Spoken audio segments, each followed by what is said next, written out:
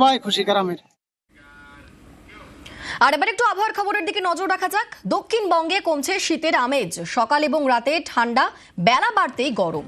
আজ কলকাতার সর্বনিম্ন তাপমাত্রা 15.6 ডিগ্রি।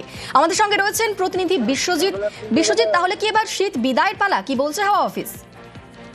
তো বিদায়ের পর্ব শুরু বলা যায়, কারণ এই মুহূর্তে এখনো সকাল এবং রাতের যে শীতের আমেজ, সেই শীতের আমেজ থাকবে। তবে শীতের আমেজ কিছুটা কমবে দিনের বেলাতে। আগামী উইকেন্ডে অর্থাৎ শনি রবিবার নাগাদ দিনের বেলাতে যে শীতের আমেজ থাকছে সেটা কার্যত উধাও হবে। কারণ দিনের বেলায় তাপমাত্রা কলকাতার ক্ষেত্রে 18 ডিগ্রি ছুঁতে পারে এবং যে রাতের যে তাপমাত্রা সেটা অর্থাৎ সর্বনিম্ন তাপমাত্রা 18 ডিগ্রি সেলসিয়াসে এবং দিনের সর্বোচ্চ তাপমাত্রা সেটাও 28 ডিগ্রি সেলসিয়াসে ইতিমধ্যেই হয়ে গেছে।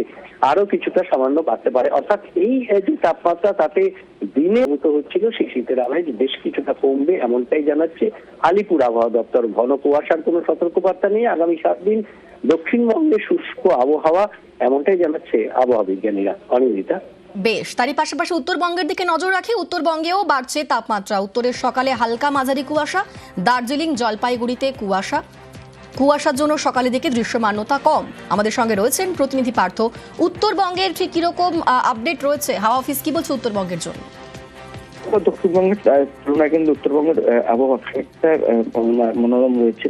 বিশেষ করে পাহাড়ি এলাকা দার্জিলিং, কার্শিয়াং, কালিম্পং এসব এলাকায় যেরকম ঠান্ডা অনুভূত হচ্ছে, তেমনি সমতল জেলাগুলোতে সকাল এবং সন্ধ্যায় রুটিন করে কিন্তু ঠান্ডা হাওয়া বইছে এবং গায়ে কিন্তু গরম পোশাক জড়াতে হচ্ছে।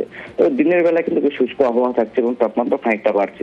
সকালের দিকে যেখানে তাপমাত্রা থাকছে সমতল জেলাগুলোতে 11 থেকে 12 ডিগ্রি, তা কিন্তু দিনের আলোতে বেড়ে দাঁড়াচ্ছে 14 থেকে 15, কোথাও বা 16 ডিগ্রিতে গিয়ে ঠিকছে তাপমাত্রা। সেই কিন্তু শীত কার্যত বিদায় নিতে চলেছে তা বলে দেওয়া যায়। তবে পাহাড়ি এলাকা এবং ডুয়ার্সে সেখানে কিন্তু কুয়াশার দাপট আজও ছিল এবং আমি কয়েকদিনে কিন্তু সকালের দিকে ভোরের দিকে কিন্তু কুয়াশার দাপট থাকবে। বেশ, ধন্যবাদ পার্থ।